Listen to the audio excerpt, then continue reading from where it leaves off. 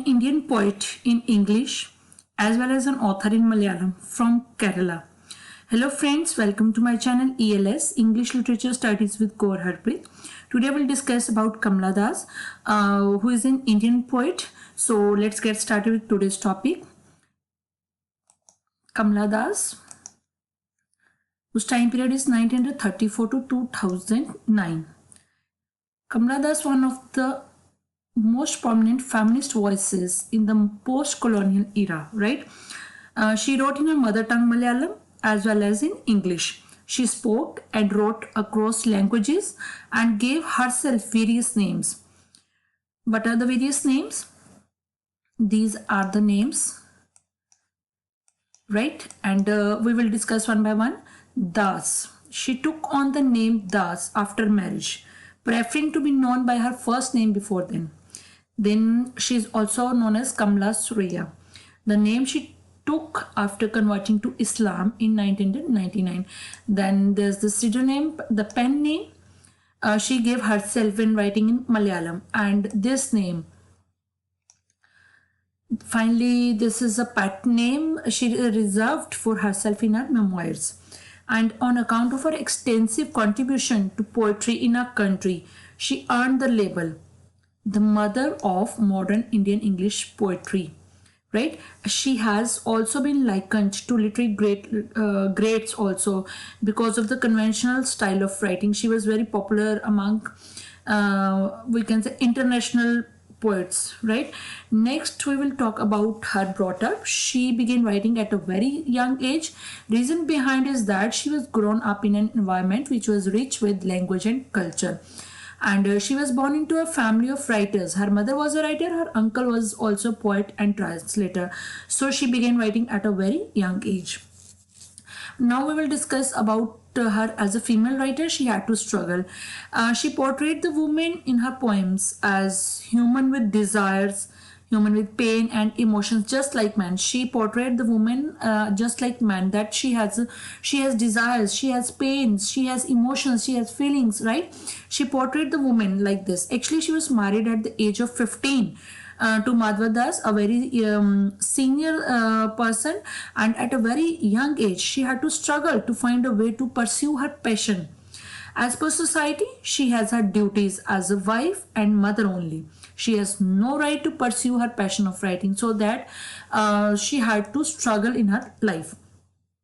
When her poems, through her poems, she tried to give voice to a generation of women who were confined to their household chores and were considered as a commodity to be exchanged through marriage.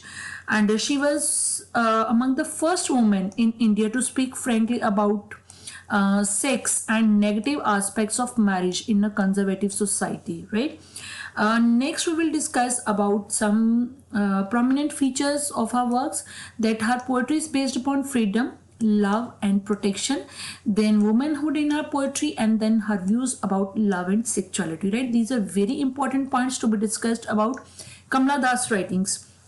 First one is, we will discuss about the theme of poetry. The prominent features of her poetry are an acute obsession with love and the use of confession, right? And the main theme of her poetry is based upon freedom, love and protection.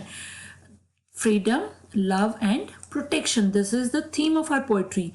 She wrote on a diverse range of topics, often separate from the story of a poor old man. She wrote about the sexual disposition. Then she wrote about the upper middle class woman living near a metropolitan city. She had a diverse range of topics, right? Next is womanhood in her poetry. That is again very important point to be discussed about her, that woman in her poetry. Kamala Das extends to her exploration of womanhood and love. In her eyes, or we can say according to Kamala Das, what is womanhood? She says that womanhood involves certain collective experiences, and Indian women do not discuss these experiences with anyone because of social norms which are prevailing in the society.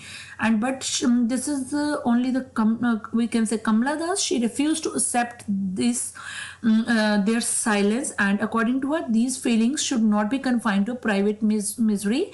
These miseries or sufferings should be invited into the public sphere and acknowledged, right?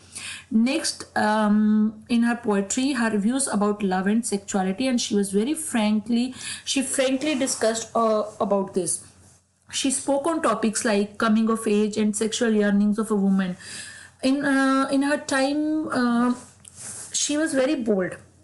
She was certainly a trendsetter and iconoclast who defied all conventions prevailing at that time in this society. She was very bold.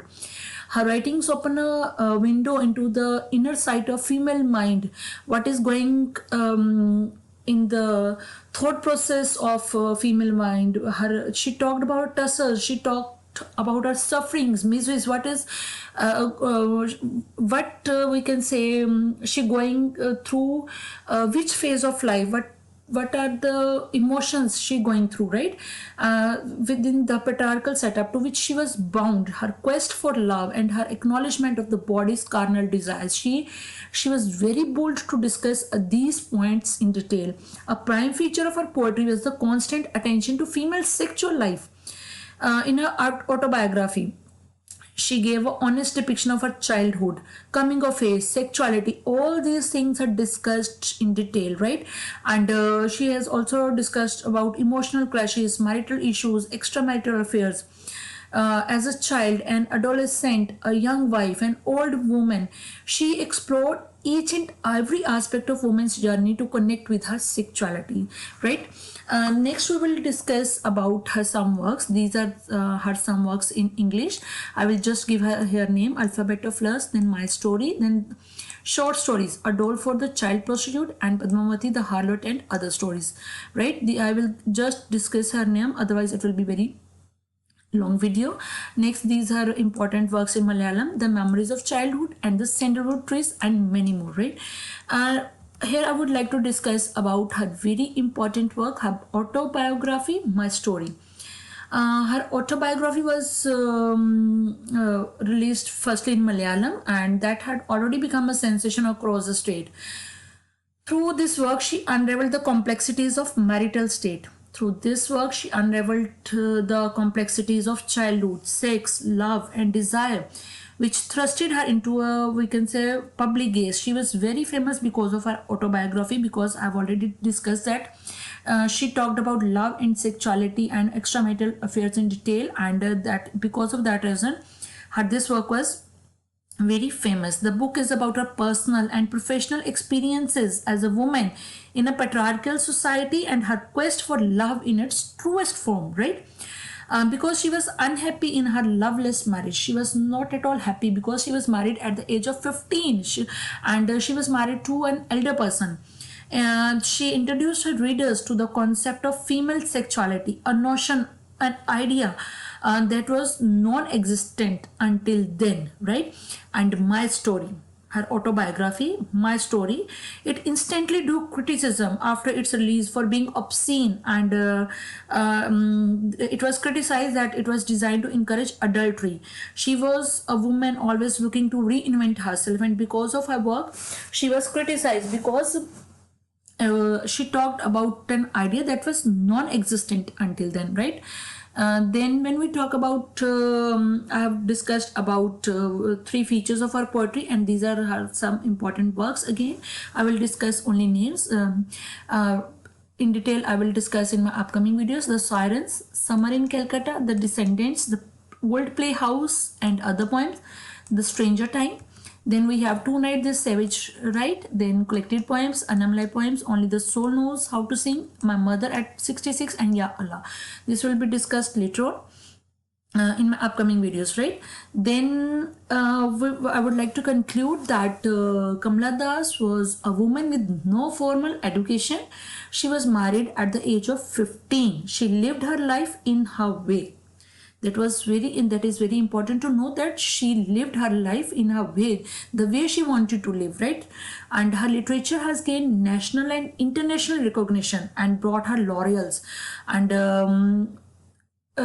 these are some, we can say, she has received many awards for her literary contribution, and these are the names given here, including a nomination for the Nobel Prize in Literature 1984.